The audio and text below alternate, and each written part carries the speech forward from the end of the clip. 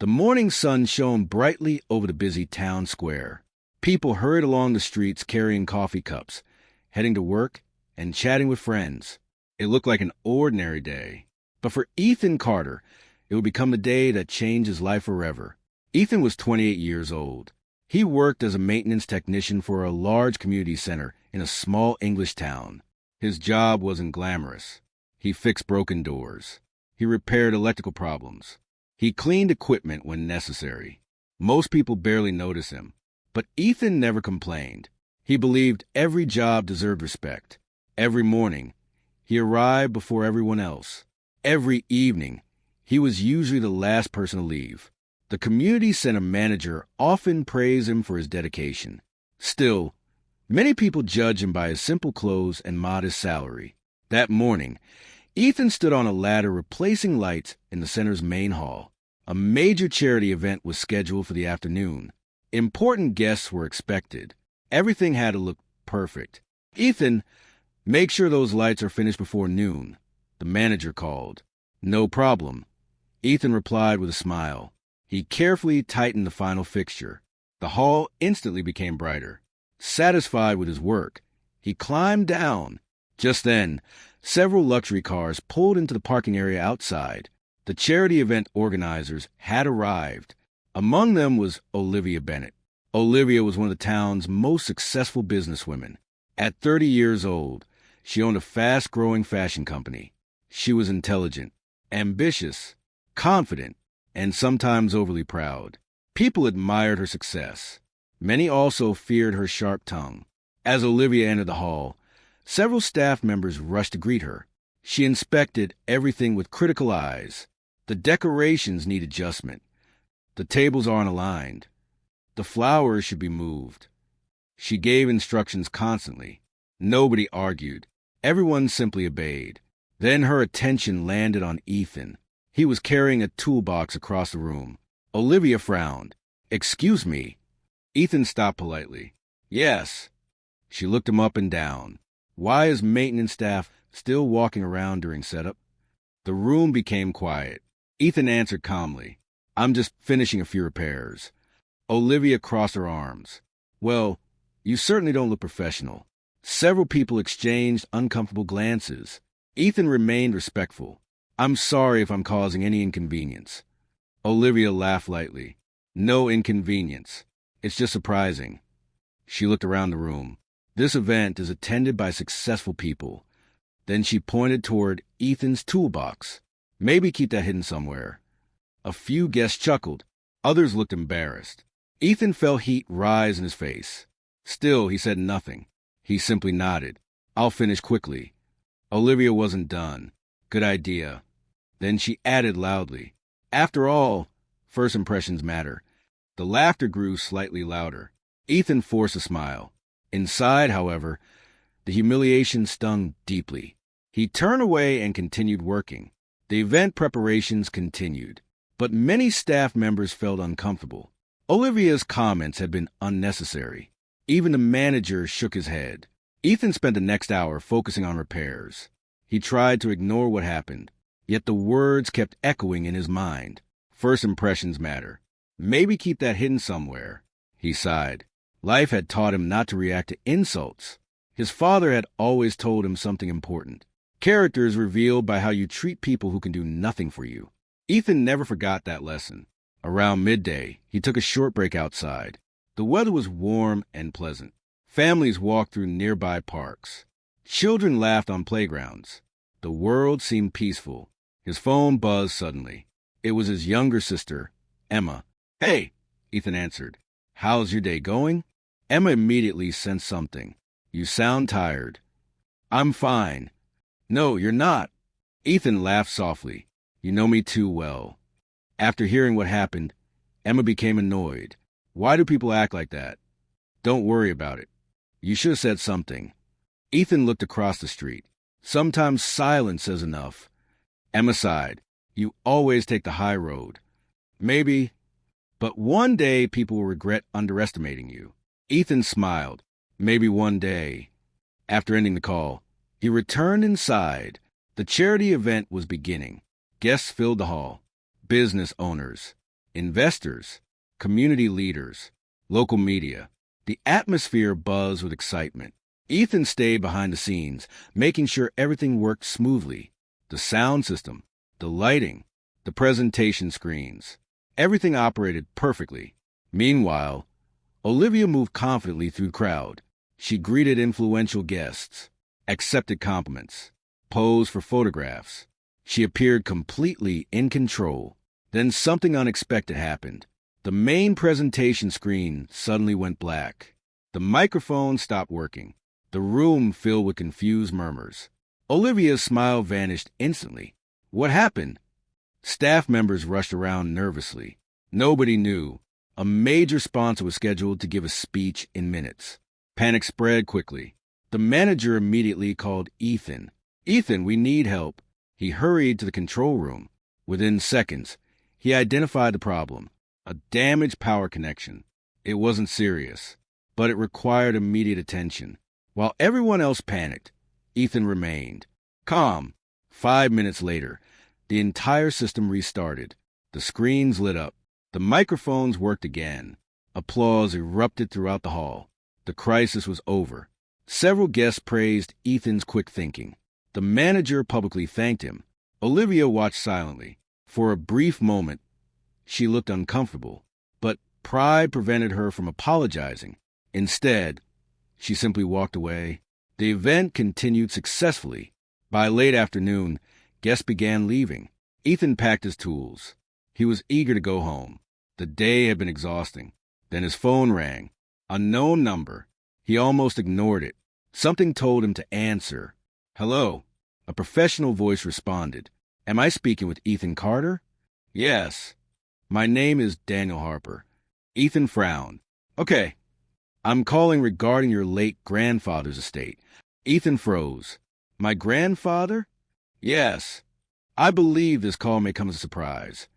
Ethan's heart started racing. His grandfather, Arthur Carter, had passed away months earlier. The family believed all legal matters had already been settled.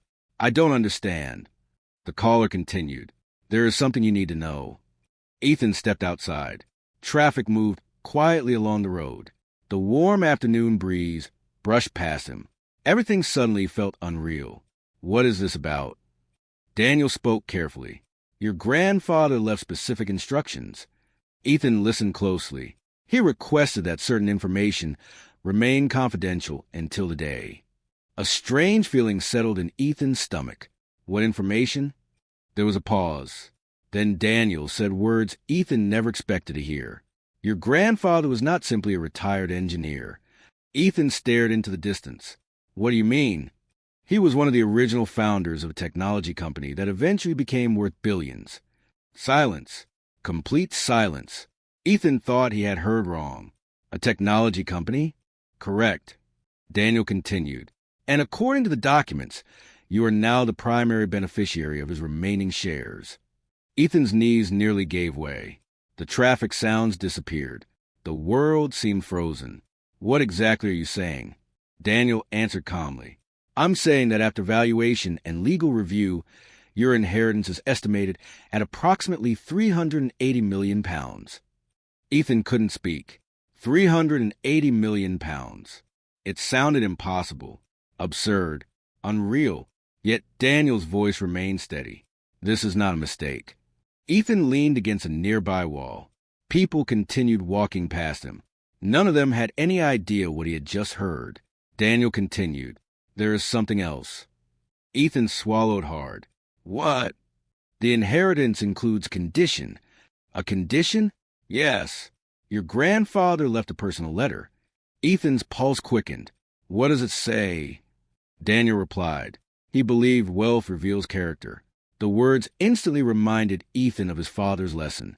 Character is revealed by how you treat people. Daniel continued. "The letter contains instructions that must be completed before the inheritance is fully transferred." Ethan looked toward the community center, toward the building where he had been humiliated only hours earlier.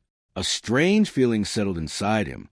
His grandfather had planned something important, something far bigger than money.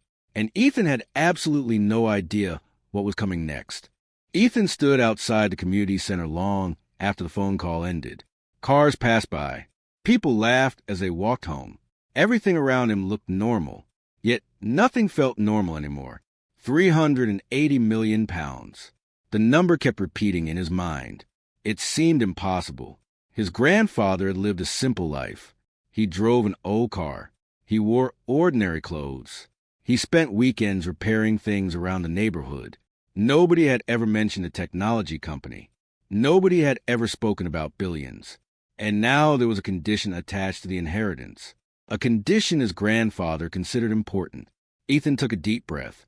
Then he called the number back. Daniel Harper answered immediately. "I was expecting your call. I need to understand this." "Of course. When can we meet?" Daniel paused briefly. "Tomorrow morning." "Where?" "Our legal offices in London." Ethan agreed. After ending the call, he drove home. His small apartment felt quieter than usual. The photographs on the walls, the old furniture, the bookshelves he built himself. Everything reminded him of the life he had always known. A simple life, an honest life. Before sleeping, he sat at the kitchen table. His grandfather's face appeared clearly in his memory. Arthur Carter had always valued kindness more than success. He never cared about status, never cared about expensive possessions, never cared what others thought. Now, Ethan wondered if there had been signs all along. Perhaps his grandfather had been teaching lessons without revealing the full story. The next morning arrived bright and clear. Ethan boarded an early train to London. The city buzzed with energy. Business professionals filled the streets. Large buildings stretched toward the sky. Everything moved quickly. Soon he arrived at Harper and Associates. The law firm's headquarters occupied several floors of a modern glass building. Inside, a receptionist greeted him warmly. A few minutes later, Daniel Harper entered. He appeared to be in his 50s. Professional, calm, well-spoken. "Ethan." They shook hands. "Thank you for coming." Daniel guided him into a private conference room. Several documents lay neatly arranged on a large table. A sealed envelope rested beside them. Daniel sat down. "So where do we begin?" Ethan asked. "The beginning." Daniel opened a file. 35 years ago, your grandfather helped establish a technology company with 3 partners. Ethan listened carefully. The company developed software systems used by major businesses throughout Europe. Daniel continued. After several years, the company expanded internationally. A chart displayed extraordinary growth. The numbers were astonishing. Ethan stared at the page. Why did nobody know? Because your grandfather sold most of his public involvement early. Daniel smiled. He preferred privacy. That sounded exactly like Arthur Carter. He remained a silent shareholder for decades. Daniel pointed toward another document. His remaining shares increased dramatically in value. Ethan shook his head slowly. This feels unreal. Daniel nodded. Many people in your position say the same thing. Then he picked up the sealed envelope. Now we come to the important part. The letter. Arthur Carter's final instructions. Daniel handed it across the table. Ethan carefully opened it. Inside was a handwritten message. The familiar handwriting instantly brought back memories. He began reading. Dear Ethan, if you are reading this, then my time has ended. I know this inheritance will surprise you. That is intentional. Money itself is never the real gift. The real gift is understanding people. Throughout life, many individuals treated me differently after learning about my success. Some respected me because of my character. Others respected me because of my bank account. There is a difference. Before receiving full control of this inheritance, I ask one thing. Spend 30 days living exactly as you do now. Tell nobody about the money. Observe the people around you. Watch carefully. At the end of 30 days, decide who deserves a place in your future. Trust actions, not words. With love, Granddad. Ethan lowered the letter. The room fell silent. Daniel spoke softly. Your grandfather believed this lesson was more valuable than any financial asset. Ethan smiled. It sounded exactly like him. So I wait 30 days. Correct. And then everything transfers officially. Ethan folded the letter carefully. For the first time since the phone call, His thoughts became clear. He would follow the instructions. Exactly. Over the following weeks, life continued, at least on the surface. Ethan returned to work, fix equipment, help coworkers, solve problems. Nothing changed, but now he paid closer attention, very close attention. He noticed how people treated others, how they behaved when nobody important was watching, how they reacted to mistakes, how they spoke about people behind their backs. And one person kept appearing in his observations, Olivia Bennett, the woman who had humiliated him. A week after the charity event, Ethan encountered her again, this time at a local cafe. He was standing in line when Olivia entered. She immediately recognized him. For a moment, Ethan expected another unpleasant comment. Instead, something unexpected happened. Olivia looked slightly uncomfortable. "Hello." Ethan nodded. "Morning." An awkward silence followed. Then Olivia spoke. "About last week." Ethan listened. "I was harsher than I should have been." That surprised him. An apology seemed difficult for someone like Olivia.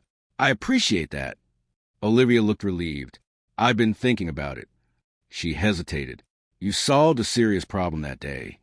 It was just my job." Still, for the first time, she sounded sincere. Before leaving, she offered a small smile. "Have a good day, Ethan." "You too." As she walked away, Ethan felt confused. Maybe she wasn't exactly who he thought she was. Or maybe she was trying to improve. Either way, he remained cautious. Over the next several weeks, similar encounters occurred. Each time, Olivia appeared different, less arrogant, less dismissive, more thoughtful. Meanwhile, Ethan learned something unexpected. Despite her success, Olivia faced serious business challenges. Her fashion company was struggling. Several investors had withdrawn support. A major expansion project had failed. The local newspapers began discussing financial difficulties. Rumors spread throughout town. Some people who once admired Olivia suddenly avoided her. Others criticized her openly. The change was shocking. When she appeared successful, everyone wanted her attention. Now that problems emerged, many disappeared. Ethan noticed everything, exactly as his grandfather instructed. One afternoon, he saw Olivia sitting alone at a public park. No assistants, no business partners, no admirers, just her, looking exhausted. Their eyes met. "Rough day?" Ethan asked. She laughed weakly. "You could say that." He sat on a nearby bench. For several minutes, neither spoke. Then Olivia finally broke the silence. "Do you ever feel like everyone only cares when you're useful?" Ethan immediately thought about his grandfather's letter. "Sometimes." She looked down. "I spent years building relationships." Her voice sounded disappointed. "Now I don't know which ones were real." Ethan remained quiet. Olivia continued. "Funny, isn't it?" "What is?" "I spent years judging people by success." A bitter smile appeared. "Now I'm discovering how unpleasant that feels." For the first time, Ethan saw a genuine vulnerability. No arrogance, no superiority, just honesty. The conversation stayed with him long afterward. Days passed. Then came the 29th day. Only one day remained before the inheritance officially transferred. That afternoon, Daniel Harper called again. "There has been a development." Ethan frowned. "What kind of development?" Daniel sounded unusually serious. "Another letter has been discovered." "Another letter?" "Yes. It was hidden among your grandfather's personal documents." Ethan's pulse quickened. "What does it say?" Daniel took a breath. "It concerns Olivia Bennett." Ethan froze. "Olivia?" "Your grandfather specifically mentioned her." Confusion flooded his mind.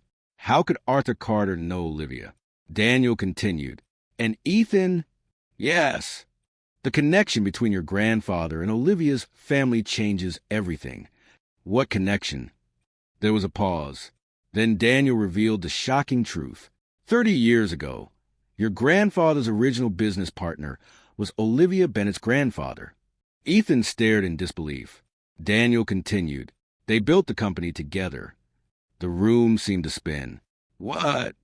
"And according to newly discovered documents." Another pause followed. Your grandfather believed a serious injustice occurred between the two families. Ethan's heart pounded. What kind of injustice? Daniel answered quietly. That's what the second letter explains. Ethan gripped the phone tightly. Suddenly, the inheritance wasn't just about money. It wasn't even about character anymore. It was connected to Olivia, to her family, to a secret buried for decades. And whatever was written in that second letter had the power to change both of their lives forever. The following morning, Ethan arrived at Harper & Associates earlier than scheduled. His mind had been racing all night. Questions filled his thoughts. Why had his grandfather mentioned Olivia Bennett? What injustice had occurred? And why had nobody spoken about it for decades? Daniel Harper greeted him in the conference room. A single envelope rested on the table. It looked older than the first letter. The edges were slightly worn. Daniel carefully slid it toward Ethan. This is the letter. Ethan sat down. For a moment, he simply stared at it. Then he opened it. Inside was another handwritten message from Arthur Carter. He began reading. Dear Ethan, if you have reached this point, then you have completed the 30 days. I hope you paid attention to people. Now there is one final truth you deserve to know. When our company was founded, my closest friend was William Bennett. He was brilliant, honest, loyal. Without him, our business would never have succeeded. Many years ago, during a difficult financial period, William sold most of his ownership to protect his family from risk. At the time, he believed it was the right decision. The company later became far more successful than anyone expected. William never complained, never demanded compensation, never regretted helping build it. But I always felt that history had been unfair to him. Before his death, William and I agreed on something. If our families ever cross paths again, the next generation should be given an opportunity to correct what life never allowed us to correct ourselves. That opportunity now belongs to you. The choice is yours. Not because you owe anyone anything, but because generosity has greater value when it is voluntary. Remember this, wealth grows when shared with the right people. With love, Granddad. Ethan slowly lowered the letter. The room was silent. Daniel spoke first. Your grandfather never forgot his friend. Ethan stared at the table. He carried this for 30 years?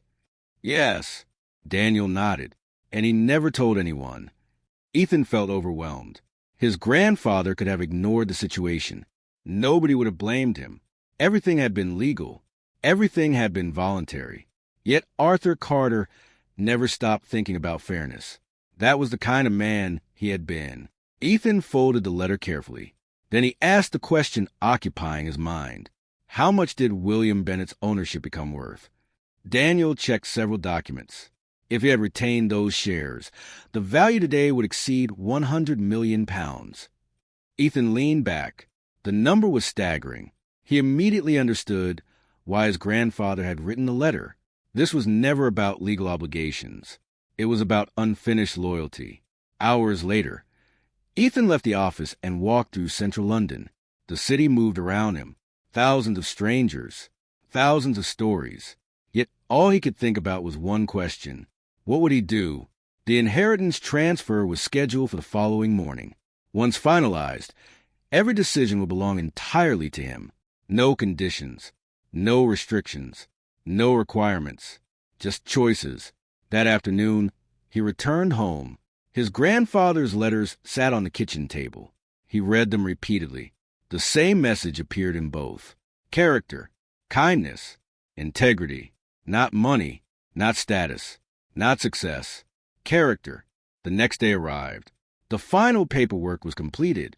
After weeks of legal procedures, Ethan officially became one of the wealthiest individuals in the country. Nothing about his appearance changed. He still wore simple clothes, still drove the same vehicle, still lived in the same apartment. But now he possessed resources capable of changing countless lives. Daniel smiled as the meeting ended. Congratulations. Ethan nodded. Thank you. Then he stood. I have something important to do. That same afternoon, he called Olivia. She sounded surprised. Ethan, would you like to meet? A brief pause followed. Sure. They agreed to meet at a quiet cafe overlooking a river. When Olivia arrived, she appeared tired. The past month had clearly been difficult. Business problems continued growing. Several stores had closed. Investors remained cautious, and public confidence was fading. She sat down across from Ethan. "What's this about?" Ethan smiled slightly. "A conversation." Olivia laughed. "That sounds mysterious." "It probably does." They talked for nearly an hour. About work, about family, about mistakes, about life. Eventually, Ethan asked a question. "What do you miss most?" Olivia looked puzzled. "About what?" "The way things used to be." She thought carefully, then answered honestly. "Trust." Ethan listened. When business was successful, everyone wanted something. She stared out the window. "When problems started, I learned who my real friends were." A small smile appeared. The list was shorter than I expected. Ethan understood. His grandfather had been right. Adversity revealed people, just as success did. Finally, Ethan reached into his bag. He removed both letters. "There's something you should read." Olivia looked confused. "What is it?" "Family history." Several minutes later, she finished reading. Tears formed in her eyes.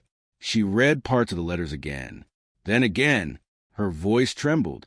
"My grandfather never told me any of this." "Neither did mine." She looked stunned. William Bennett and Arthur Carter. They were best friends. Silence followed. A long silence. Eventually, Olivia looked up. "Why are you showing me this?" Ethan smiled. "Because it matters." She shook her head. "No." Her eyes widened.